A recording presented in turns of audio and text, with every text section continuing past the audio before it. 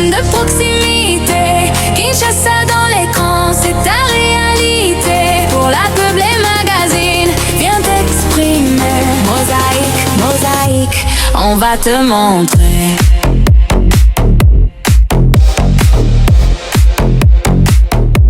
On va te montrer. Bonjour et bonsoir, ça dépend de l'heure où vous nous suivez sur Sing Télévision et d'autres chaînes partenaires Mosaïque Télévision. Bienvenue à ce numéro Parlons-en pour ce lundi 25 mai 2026. Une émission qui est dédiée aussi à l'église kimbanguiste et tous ses fidèles qui fêtent aujourd'hui la journée de Noël.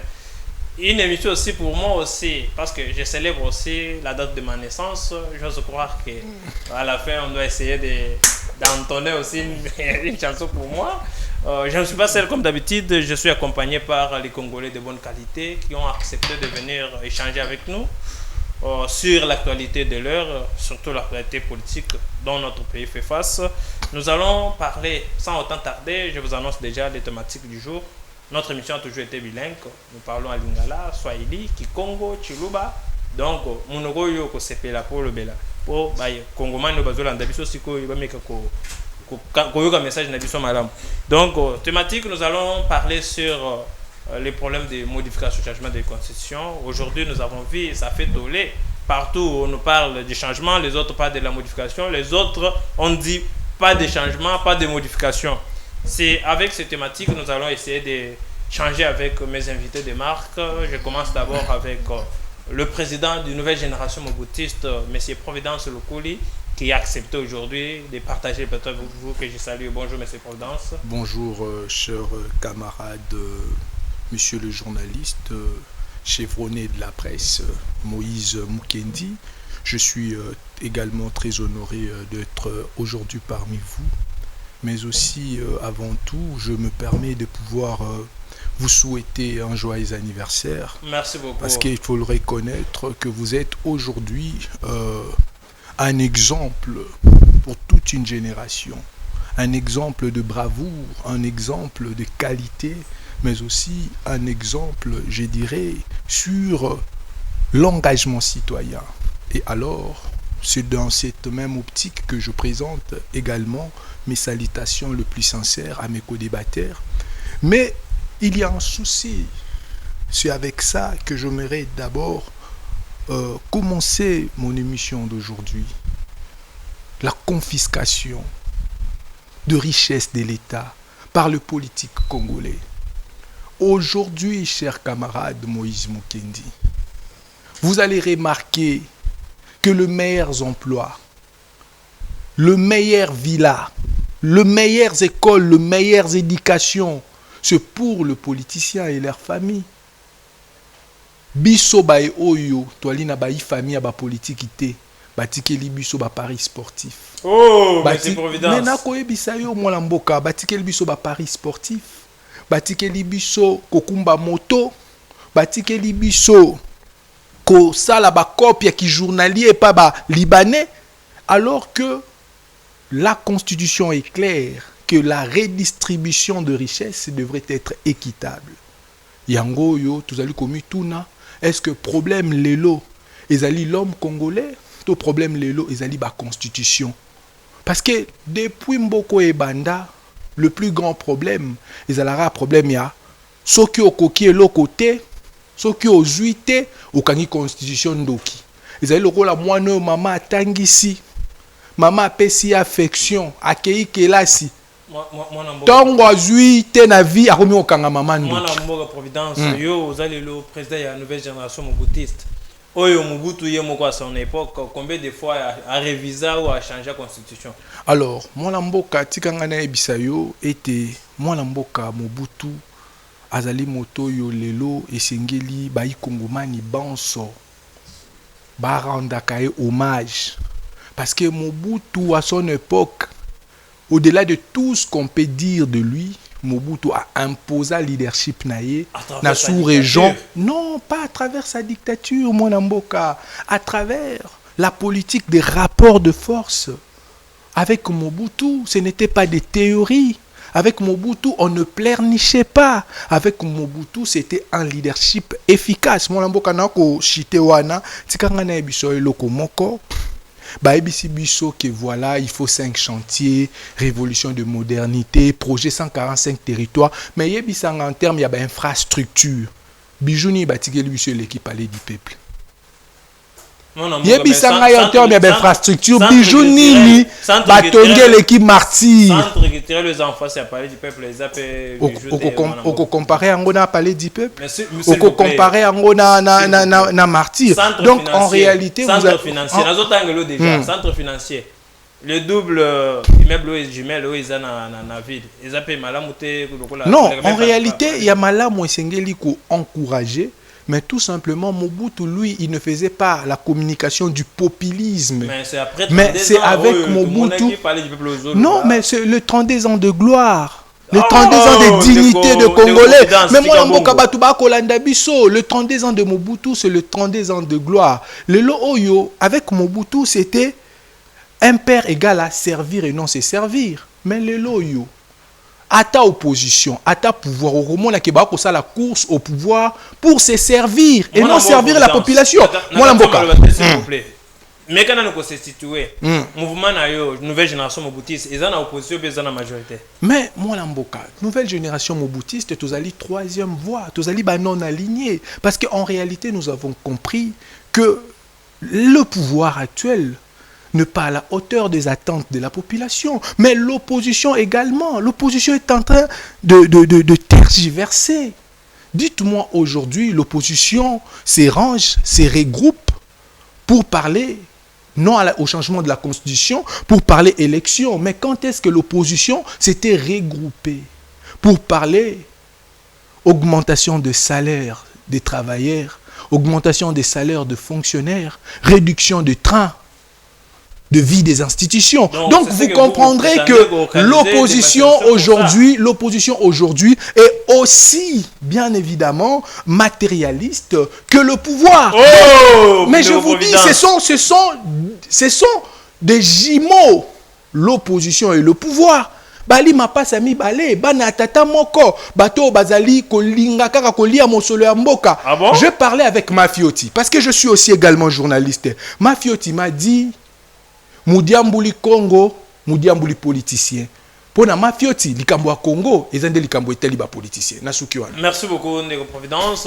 Je pars directement aussi camarade Jonathan Ikoma. Lui, il est le porte-parole du mouvement politique. Il est en même temps, c'est un parti politique pour qui lui-même doit essayer. Il y a quoi bisa Congo, il y a parti politique naïe, parce que Azalaki président, il y a structure moko, il y a Babilenge, où il y a et ça qui n'a comme jeunesse, c'est pas conscient, mouvement des jeunes, de la jeunesse consciente, mais au lieu de éviter à commis membre, il y a parti politique, à qui on adhérer sans autant même qu'à bien qu'ils habitent surtout mais qu'on accompagné, c'est à lui maintenant d'essayer un peu de nous expliquer. Je commence d'abord par vous saluer. Bonjour, monsieur Jonathan. Oui, bonjour, cher Moses, na PCP Mbote, na bako débatteur na ngai, il y a mon collègue Lelo, na assure que na esika oyo tokomeka ko raisonner les sous koleka peut-être ba oyo bazali ko teka cerveau na bango ko na mbongo.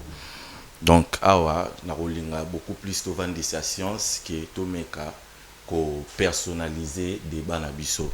Ah bon, je suis le camarade de Jonathan Nkoma, l'un des communicateurs, il y a parti FRC, parti cher, il y a camarade président Joseph Edeba, et je suis président d'un mouvement en jeunesse consciente. Donc, jeunesse consciente comme structure, et s'adhérer na kati il y a parti politique FRC. Il y a Momoni, Lelo, Nalati et Lambawana, il y a FRC comme étant communicateur na kati. Donc si je comprends bien, aux amoutous il y a C64 ndenge tomoni mouvement na bino ou bien parti politique ils en a kati ya moment où recoupant où tu s'est créé entre ba parti politique mosusu il y a opposition. Oui, donc naza pe moko lisusu il y a moko ya coalition ana C64 coalition, il y a article 64. Mais babenga ngo comme la vitamine C. Wana na rolinga beaucoup plus totikala na combat au toza po tango zo kende keza le la vitamine C biso toza bayi ya C4 te o biso tout oyebe te C4 et vimbisaka mwa bato mena kati nango vous sentir que moto aza munene ga libanda mena kati ndeko Jonathan azo peser te to moni même au jour au lancement ya nani na bino to mona kindeni ne komaki lokola ba combat moko ya popularité sur les réseaux sociaux. Vous nous parlez des millions de populations qui ont répondu, mais en même temps tous reconnaître capacité à saluer les autres, ils ont pas moins même ils ont moins de 1000 personnes, mais on ne comprend pas ce que vous voulez dire par là. En fait il faut qu'on y ait bello comment côté bazalaki kaka na kati ya saleté mais il y avait eu débordement si libanda ya wapi ba muso batika na ba siège ya ba parti politique na bino bazalaki kaka libanda ya centre boboto wana soko zalaki te na ndeko Jonathan j'allais dire moi-même j'étais sur terrain tant ozolo ba libanda na botika ki bango na ba siège ya parti politique na bino bazalaki wana présent non mais la kati zalaki moi personnellement je n'ai pas vu libanda zalaki plein. Mais tant que nous avons vu ça, pour les images zali, so ko lingi na suka na kopesa ba image wana omona niveau ya débordement zala ki wana ba imbo ka ba répondre qui présent. Il y avait combien de partis politiques? Combien de partis politiques qui répondaient qui na appel na bino? Ou ils encadrent ya mouvement na bino? Ba parti politique ezali belé moyen autant ba kombo na bango ezalité. Même pour vous, pour n'aller que si quand on a salo eza muke à la place où longo, où c'est attendre martyr pour total la meeting te mais ezaki lancement auto salaki oyo ba militant ba jijaki bon ba ya ko soutenir ba leader politique na bango. C'est quoi d'abord bit pour modèle ya lit na bino? Mais déjà biso toza wana pona ko barrer nzela na ba union so bazolinga ba exercer pouvoir na violation ya mibeko likunzi ya mboka article nino ezali ko s'il vous plaît ndeko Jonathan toke malem s'il vous plaît mais tika na répondre yo pesanga temps ozana une minute pesanga temps soko otali article 64 na alinéa nango 1 et le bien était tout Congolais a le devoir de faire échec à tout individu ou groupe d'individus qui prend le pouvoir par la force ou qu'il exerce en violation des dispositions de la présente constitution. On comprendre que le régime au dépôt quota na bokonzi nango ba violaka kaka mibeko likunzi o ya mboka na biso. Eza liboso te oyebiete depuis babanda. Ndeko Jonathan s'il vous plaît. Tangelanga na 4 articles ya constitution yo bato bazoka mamboka siko ba violer parce que même article oyo tuko tanga otanga alinéa 1 mais alinéa 2 nango otanga yango pété OK na yo na débat encore yo lingi to tika la beaucoup. Je vous pose des questions, vous allez répondre mes camarades Jonathan. Les lotang bazo ebisa biso été to kende na oezali référendum. Parce qu'il faut que bango que mibeko est précisé, mibeko est ça temps et puis ça na lieu. Il faut que bango. Les lois est-ce que ngonga et belemi pour être tous les canaux référendum. Jonathan, c'est moi qui pose des questions. C'est à vous de répondre yo. Mais répondre yo. Donc nous ligne par ligne pour nous comprendre. Tout longwe wana les lois baolinga ba mi mabiso na référendum poto que na changement to révision ya constitution alors que selon l'article 218 219 et PC biso temps ngonga ya ko pesa biso été constitution qui cause la réviser na moment tel et qui cause la réviser na moment oyo que état de guerre ba pesi ba moi ba nini belé na kati nango okomona te lelo Kabuya na ba colite na ye o bazana bango na ndeko Jonathan s'il vous plaît non il faut d'abord to yo banano to oyo mokonzi mboka ye moko à travers point de presse asalaki azongisa ki pouvoir et pas ya peuple oyo lobaki ke oyo ba koki kozo initiative voilà ce qui est prévu aussi par la constitution non c'est les peuples qui sont zongisa yo kaka na maloba mokonzi mboka na point de presse na ye ndeko Jonathan mokonzi mboka ndeko Tshisekedi yebisaki biso lobi ete yaza prêté ya kosala troisième mandat mais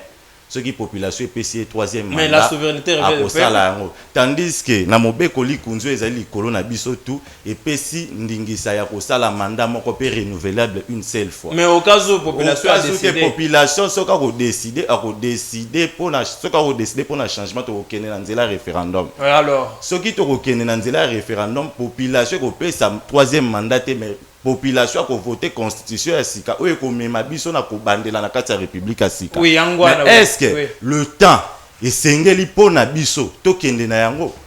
Soki mokonza mboka lobi ete akokoko kende na élection te sans le 2 Kivu. Alors comment toki ko kende na référendum sans le 2 Kivu? Ce qui est prévu par non s'il vous plaît, ce qui est prévu par la même constitution.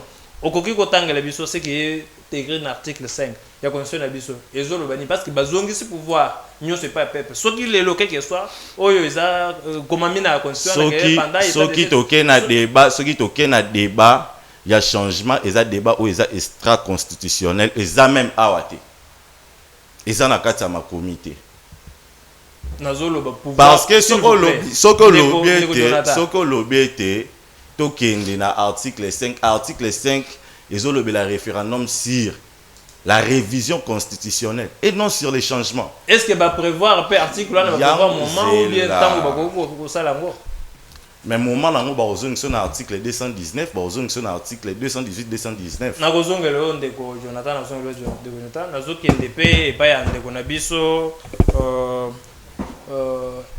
Elocas oza cadre ya envol aza pe porte-parole ya envol oza pe na 4 minutes pona mutuna même mutuna oto tuko pesa pen et pas ndeko Jonathan problème ya changement modification de la constitution parti na bino to moni pe il fait partie na ba parti potiko isinyaki na C4 ou bien regroupement oyo otiko s'est créé ce 64 j'allais dire yebisa biso non bit na bino oyo lit na bino eza basé sur quoi qu'est-ce que vous voulez parce que to moni même na kati ya mouvement na bino il y a même bawo mususu o balandela ki bango pona makambo ya kanyaka bayibaki mosolo ya leta bakima ba se voida to benga bango ba se substrait na justice na biso bakende libanda to moni ba mususu oyo baza même condamné par le trésor américain pona nini parce que bazo travailler en connivence avec la rébellion oyo tozo mona même article 64 obozo eliango kombo. Il y a même d'autres personnes à Katia Nabino au Bazapé, Bazo travailler en violation à cet article. Ni ne voyez pas comment Bazo Talo sur Sing Télévision. Merci Ndego journaliste pour cette question pertinente. Mais permettez-moi d'abord, Yakoye Bisalaba, O Bali Kotala Biso, Eza Oyabino, Elocas et Longa, les Baoba, communicateurs du parti politique en vol. Parti Oye Kamamakan, moi, na.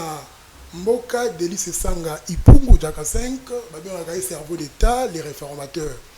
Donc, par la même occasion, on a profité, on a rappelé le président de la République, M. Félix Antoine Tshisekedi Tshilombo, qui a été na 847 jours. Compte à rebours. Il y a coalition 64, chaque jour. Donc, Atikali na 847 jours pour y mais comment ça n'a été que la constitution que le président reste en fonction jusqu'à l'installation du nouveau président. S'il te plaît. Tous ça compter la coalition 64, tous ça compter chaque jour les alliés. Il y a un biso peu la carte parti politique en vote au lobby. Monsieur Félix Antoine Tshisekedi Tshilombo tina Sénat.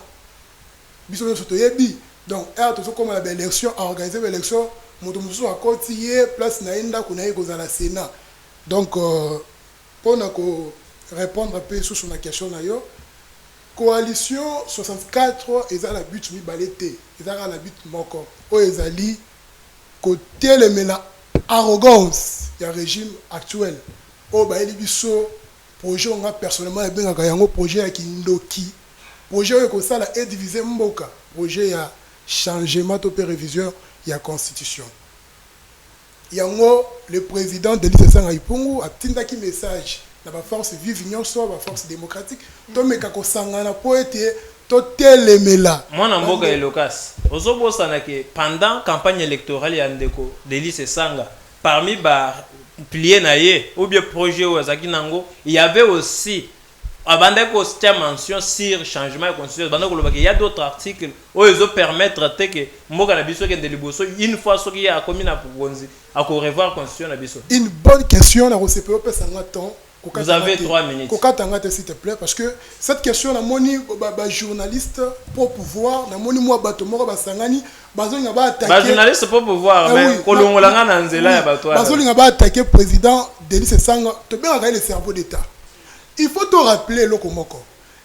Le président Denis Sanga Ipungu n'a jamais parlé du changement de la constitution. Ndeko tozana bilili. S'il te plaît, ceux qui ozana yilili o moni ndeko Denis Sanga zolo bela changement na lobi be changement de constitution c'est la ngabi image abana olobela nini ka tikala loba ndeko Denis Sanga tikala jamais ko lobela changement de constitution ndeko Denis Sanga na 2019 a initié une procédure il y a révision il y a constitution mais vous êtes contre même révision a initié une procédure il y a révision il y a constitution oh les alliés légal les alliés inscrits dans l'article 219. Alors, on va dire qu'on poursuit la procédure. Et comme on dit dans le moment où le président de la République, Félix Antoine Tshisekedi Tshilombo, Yamoko a décrété état de siège. Constitution article 219 pour le Libo. Notamment au pays, l'état de guerre, état de siège, état d'urgence. Bon, qui combat atteint solo et la révision de la Constitution. Ndeko Lucas, état de siège, ce qui est ndeko tsaka ya lobi ke lelo ba longolango eko ko zo moko bien. Mais non mais on a besoin de devant défi. Mais où est le roi? Et Gosenga peut-être tout ça là un mois bien à réunir 3 chambres ou bien des chambres. Il y a mon monarchie ndeko cerveau d'État. N'habite papa la pesa ini. Mutu a respecté la mibeko ya mboka na ye. Aïe, quand l'Assemblée nationale le but à partir de suspendre procédure on est à révision. Il y a constitution parce que le président de la République a décrété état de siège. Moyen de poursuivre la procédure de conservateur. Mais les journalistes pour pouvoir, ndeko Elokas na kanisa peut-être que Olinga ko contredire que ndeko Sanga lobelaki lisolo ya modification constitution mais vu que vous reconnaître ngo ce qui veut dire que ça faisait partie na programme azaki nango. Maintenant vous contredire ba journaliste wana te. Parce que vous contredire les journalistes, vous qualifiez pour la révision de la constitution parce que ils inscrit dans la constitution. Donc vous le comment côté. Na mi tu vas le article 219 ils ont payé ça qui sont mettre du solo ya révision de la constitution. Yo lingi ndeko de ça ya bazongi si pouvoir et pas ya souverain premier au peuple. Bazo konsabino. Nandeng nini ndeko Elokas. Les bons c'est quoi? Il faut tout le temps. Il faut tout le temps. Constitution, la mission au gouvernement pour la constitution. Et le cas de référendum des acquis adoptés. Peuple déjà à l'Oba. À l'Oba, quand le référendum est sans débat. Peuple à l'Oba, pourquoi mon président de la République, il faut aller dans la société congolaise, auquel la élection présidentielle au postulé. Ceux qui peuple est pas sur confiance. Bazu va voter. Dès lors que comme président de la République, on a demandé à 5 ans. Ce qu'on m'a dit que demander à 5 ans, c'est pour qui qu'on renouveler en une seule fois. Et là, et si, et là, ma peuple a le bail. Pourquoi c'est ce peuple mais au cas où ce qui est le référendum est organisé, il y aura la naissance d'une nouvelle république. Mais s'il vous plaît, s'il vous plaît, s'il vous plaît, Toyokana, s'il vous plaît. Au cas où ce qui est le référendum, Bakoué ici constitution actuelle. Mais Bino vous en a peuple. Bon pourquoi pas Gosenga peuple population et ça c'est manabino que au cas où ça va organiser ban voter pour non changement de constitution que qu'on s'opposer. Répondre non mais non mais ni les ont empêché bino pour cette population et ça c'est manabino que tant va organiser le référendum va voter non et non oui pour un changement de constitution. Non s'il vous plaît vous n'avez pas de Jonathan à vous répondre na mutuna na tonyo ni les ont empêché bino. Et il y a un décide de Félix Antoine Tshisekedi Té. Si vous avez passé à 3e mandat, on est retourné à peuple. Mais tous autres BD sur le 3e mandat. Écoutez, nous avons comment là. Et il décide de Tshisekedi de l'Ougouana. Constitution la plus n'est Salema. Ah bah le Bélamaka référendum. Je pense que le Bélamaka comme ça. Bah le Bélamaka, on dit Kinshasa. Ceux qui va y aller à Kinshasa. Changement capital. Bah tiens, par exemple, on a Mandaka. On est net pour les référendum. Il faut que ça vienne, il faut l'OBA. Est-ce que que balongo na Kinshasa Capital, déplacement. déplacement Il y a capital.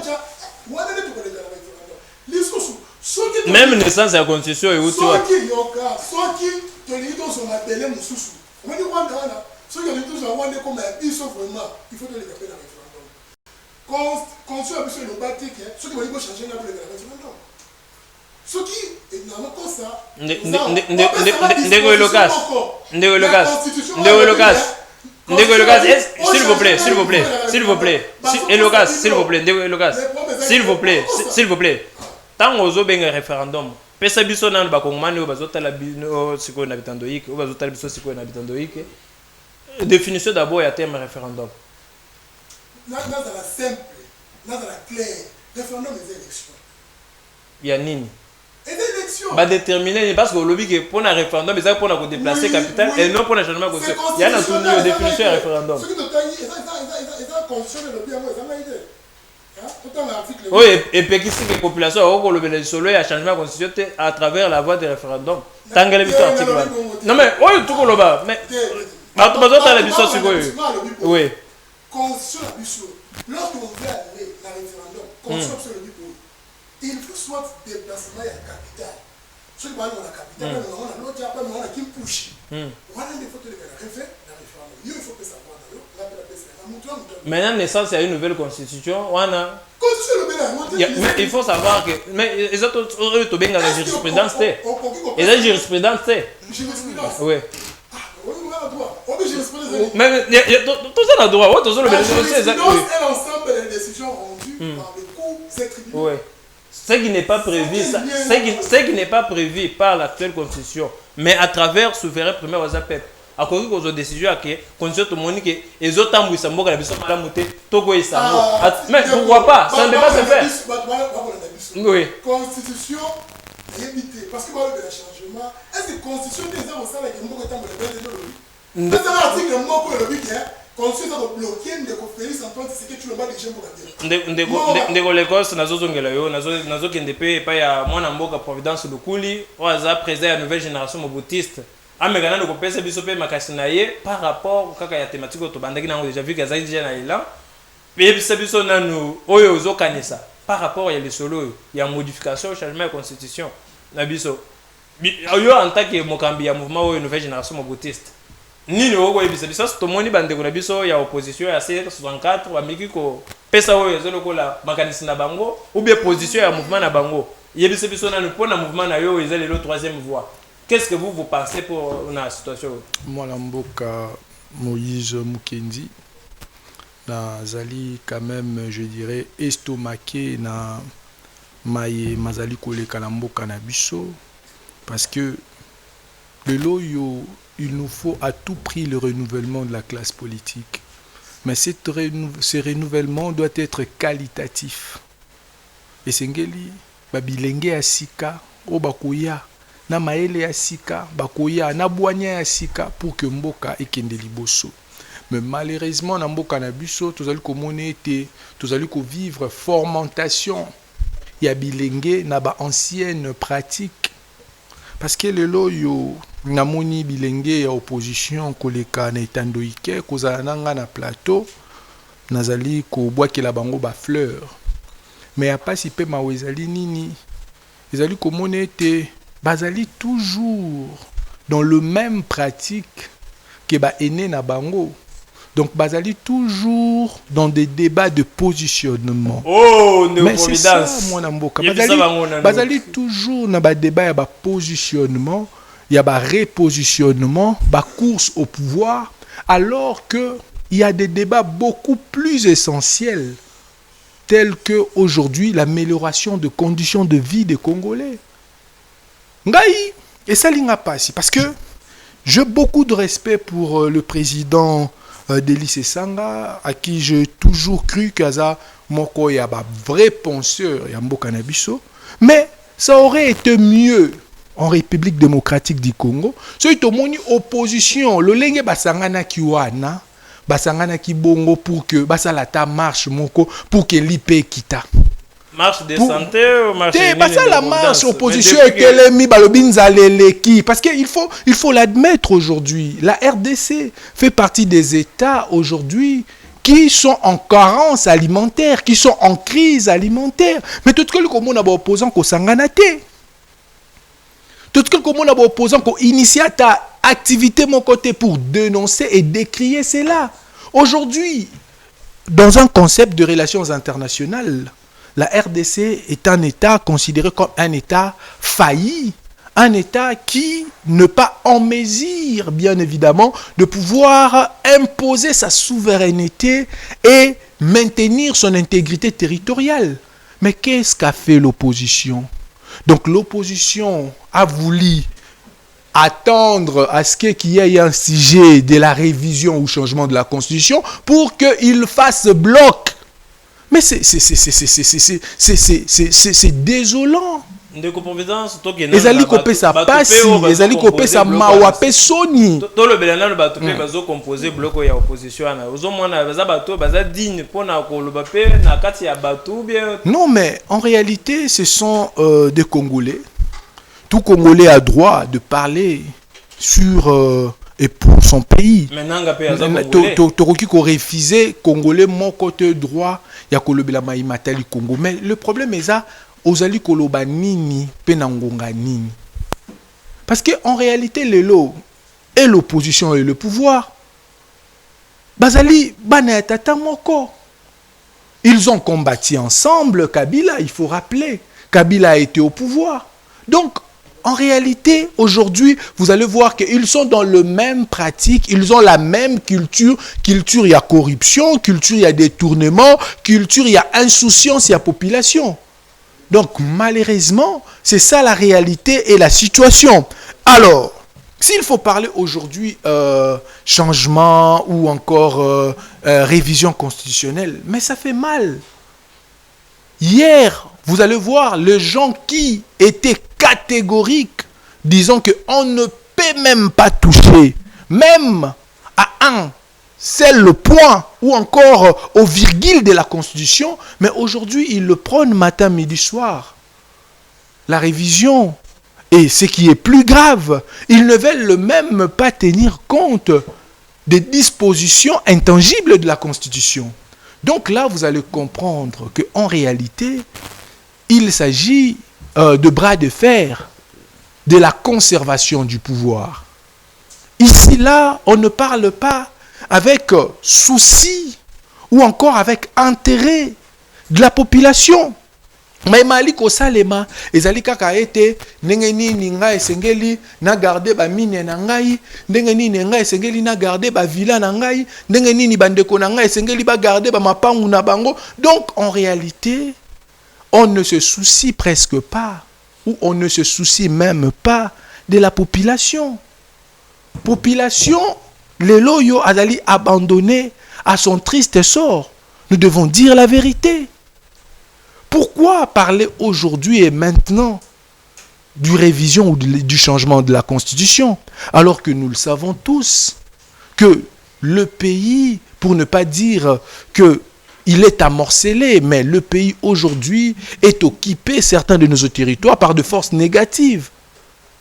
Alors, est-ce que le moment est opportun, Molamboka? Yakolobela Maïmatali, sujet à constitutionnalité. Est-ce que vous avez vu que la Constitution est actuellement non, mais moi, Lamboka, Constitution est basala kango te tango mboka ezaki na biteni biteni. Constitution na ye ko salema tango après que mboka uta na biteni biteni nde bato basangani na Sun City balobi ete esengeli to reconstruire Congo ya sika.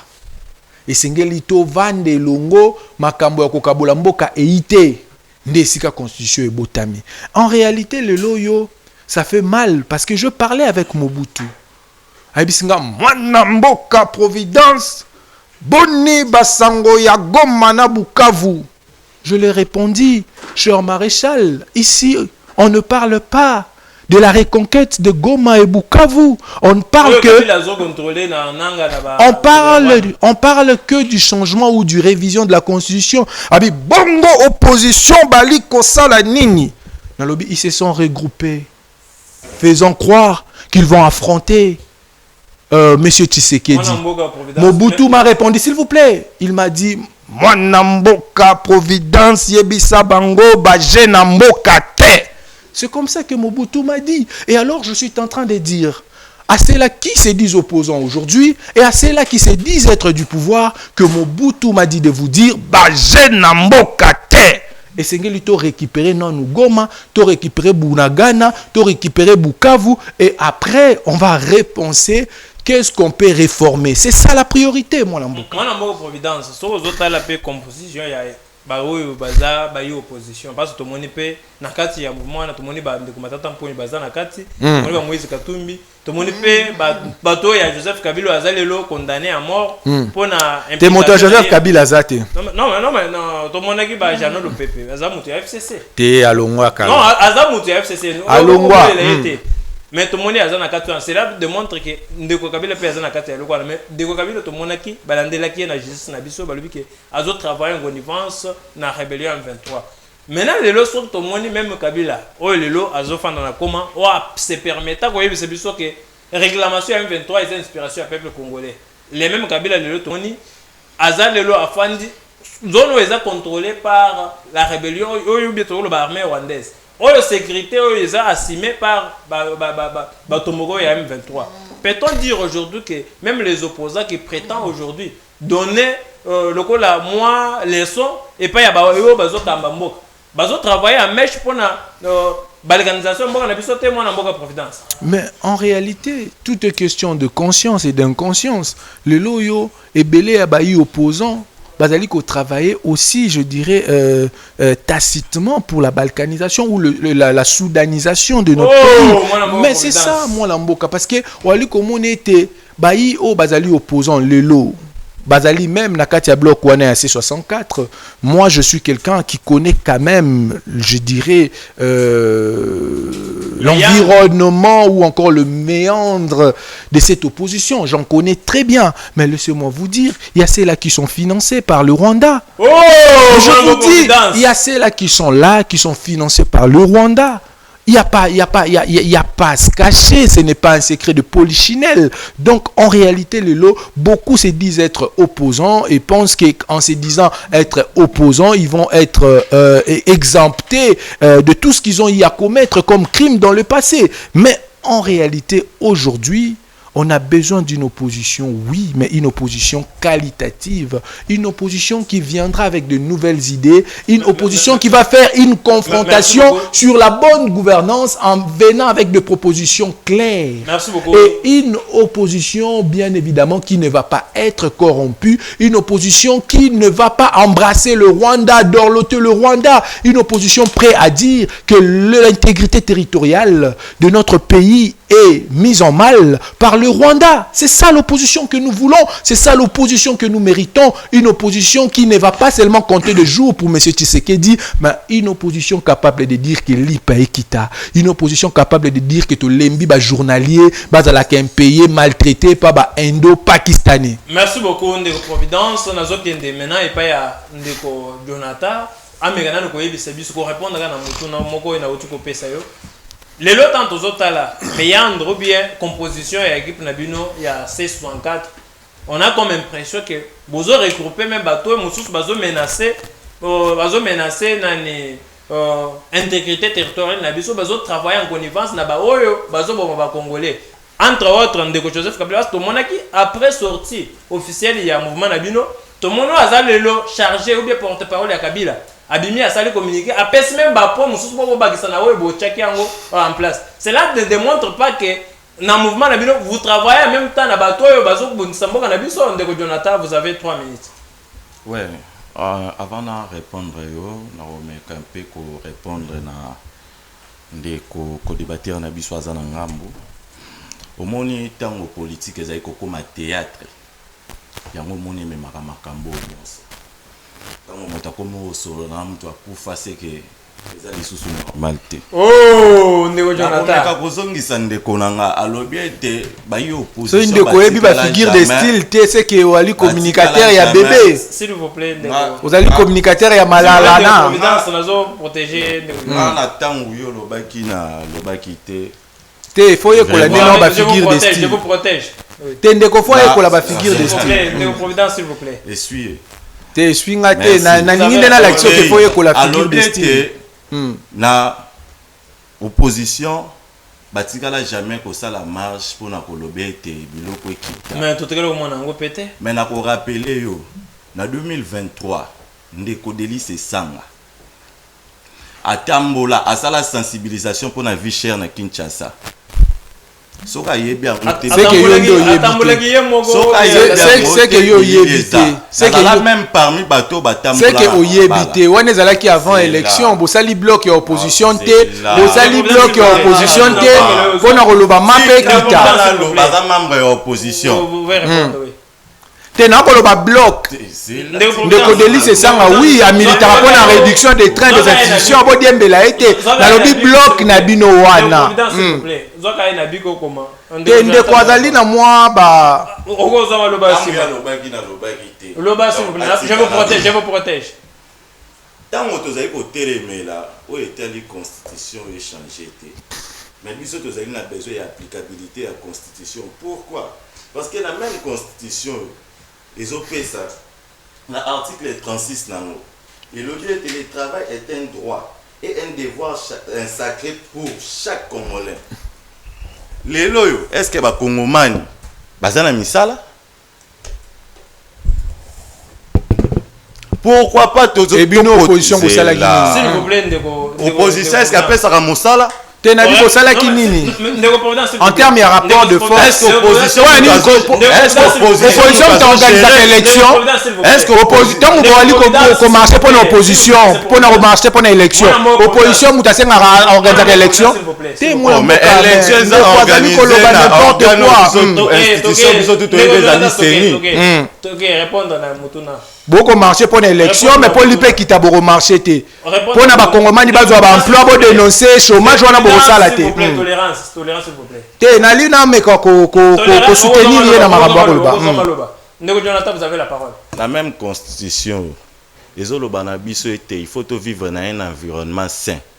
Lelo Kinshasa eza ndenge nini environnement ya Kinshasa po tozwa kaka Kinshasa ebino opposition kosala ini Mais apparemment, vous organisez des on marches. dirait S'il vous azokoka plaît. non mais vous êtes une opposition opportuniste il faut l'admettre vous êtes un bloc des opportunistes S'il vous plaît. S'il vous plaît. Tolérance. Oui, vous avez la parole, monsieur Jonathan. pour na ko répondre eke nyonso oyo azoloba wana eza na kati ya constitution si tozobundela non bino responsabilité na bino apport na bino bosali nini elakisi ete tozobunda mpona te bino bozobundela applicabilité nango te bozobundela applicabilité nango te c'est koyebi te bozobundela que constitution ezala changer te ezala réviser te bozobundela applicabilité te ntango bazobundela mpo constitution échange te constitution soki échange te il faut basala nini? Mais il y a quel est l'intérêt aussi à la population dans la constitution? Mais intérêt na bango eza nini nzela nayebisa yo intérêt nango eza nini ntango tozoloba ete toke na article 36 le travail est un droit et un devoir sacré pour chaque Congolais. Ntango tokobunda ete constitution etikala eza mpona kobundela yango mpona kobundela applicabilité nango bozobundela course au pouvoir boyebisa bakongomani boza na posa course au pouvoir bokosa te bozobundela course au pouvoir élection lelo eza nzela moko te bozobundela dialogue bozobundela kuta élection te bozobundela dialogue namoni moya koloba eza te chite s'il vous plaît chite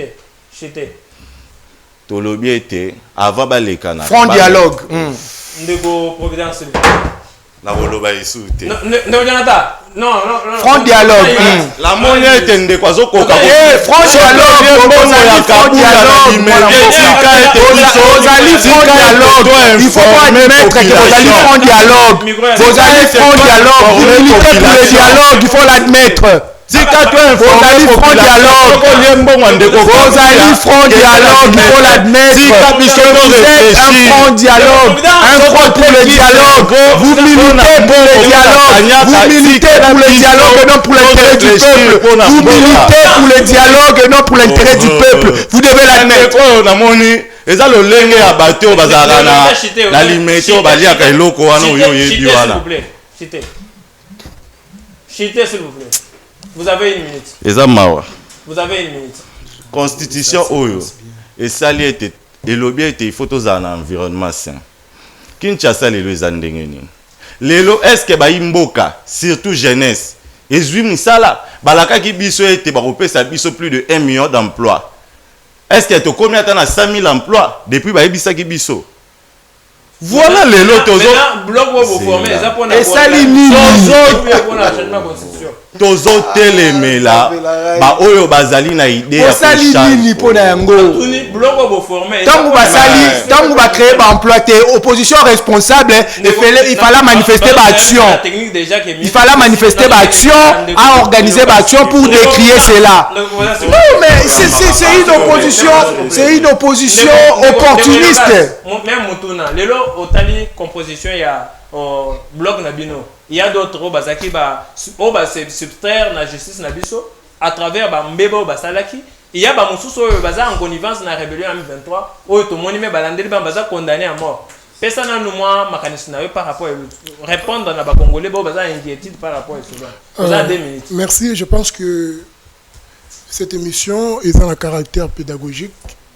Alors to me un peu ko aider bato baza kotala biso. Moi, le président Denis Sassanga m'a pris une chose au Kotanga na Mouta. Le président Denis Sassanga a apprendre le logo moko ko. Non, le bagé lo mo au bongisi merci. Il faut être tolérant. Mais vous tolérez peut pas changer comme c'est sûr. Alors il faut être tolérant. Le président Denis Sassanga est celui où il y a bondé la réduction, il y a très de vieilles institutions. Là c'est vrai. Le président Denis Sassanga la date il y a 2 juin 2022 à la marche na Kinshasa pour nous soutenir ba faire des sénabuso parce que nous sommes condamnés mais tout ça quand même marche il y a soutenir ba faire des sénabuso ba bunda ba longa itumba. Mais le président Denis Sassanga la date il y a 27 avril 2026 tout ça la marche koloba non na ba koloba non na ba arrivé à ba immigrants na kati ya marche wana ebele ya biso bakangama. Tout ça, c'est le président Denis Sassanga. Pour le but que tu as financé par le Rwanda. Denis Sassanga, oui, et les autres. Chitez, s'il vous plaît. Tu as financé par le Rwanda. Bon. Denis Sassanga, oui, et les autres. Si vous avez des preuves de vos allégations, justice les alliés, qui vont saisir justice. Mais Kabila, il y a condamné par le trésor américain parce qu'ils ont financé le mouvement de rébellion. Mais en même temps, vous travaillez avec lui dans le mouvement Nabino. Je pense que Bomoni va signer. Coalition 64 na ebité soki bomoni kombo ya ndeko Kabila. Jean le peuple azama mba ya FCC asinyaki. Ndeko toloba ndeko auti kolobela o. Hein? Azalaki membre. Jusqu'à ce jour tout le monde était communiqué à FCC que c'est baradie na. Donc pour la koloba but o biso to sali coalition o eza kaka pona ko telemela. Et apona ba élection te. Eza kaka pona ko telema projet ya kindeki. Liloba na ya suka les boss. Liloba ya suka ezali boye. Peuple congolais, il est temps. Tant oyo biso ba jeune biso population d'une manière générale il y a qu'on soit conscience pe à côté mais la dictature oyo ndeko Félix Antoine Tshisekedi Tshilombo a imposé biso to appliquer article 64 ya constitution ezali devoir sacré constitutionnel ezali garanti pour tous les Congolais. Oui, merci beaucoup ndeko les gosses tozoke pe pa ya ndeko Jonathan, peut-être le Bayasuka parce que tous les gens n'ont pas émission le Bayasuka. Vous avez 30 secondes. To appliquer article 64 alinéa 1. DT.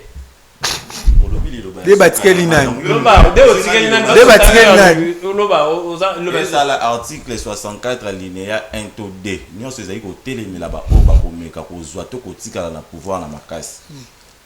to na ba o pe bazali ko violer ba disposition ya mais Kabila na nanga wazana bloc na bino waza kozo alors alazo pouvoir yo utanga na bloc na biso ndeni nanga pa yo utanga bloc ata Kabila yo utanga Kabila ndeni signataire to publier ka mo yo na komba Kabila Olanda communiquer oya mutu oya za porte-parole ya Kabila nous doit pas si avis na sur la coalition créée nazo ke pe mopanzi na yo mais comment il révèle ko pesa bino makanisi nini boko sala na mouvement na bino oyo on a une opposition en armée de providence pesa pe le bana ya suka par rapport ya makamunyo sto tukolobe moi la mboka na yoki pasi na plateau ya lelo parce que na faire face na une opposition opportuniste et opportuniste la nini ndeko to ça va sérieux to ça va sérieux on dit opportuniste la nini nouvelle le changement constitution ba biso opportuniste biso tozali ko prôner ezali nouvelle génération oyo azali anti opportuniste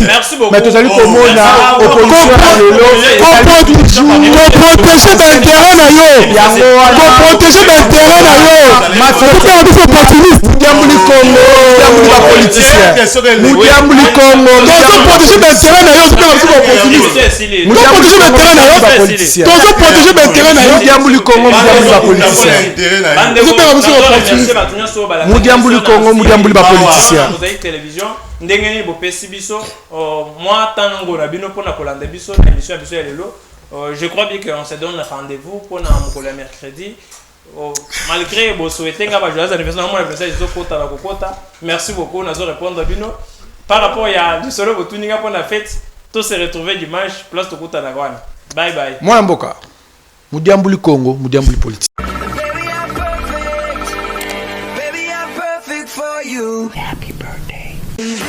Alors aujourd'hui nous sommes là pour vous parler de notre honorable Moïse Mukendi que vous connaissez très bien.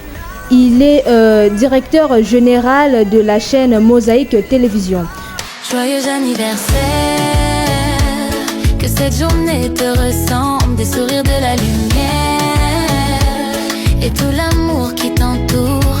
Une année de plus, c'est vrai, mais surtout une année de mieux. Chaque pas te rend plus fort, chaque rêve plus lumineux.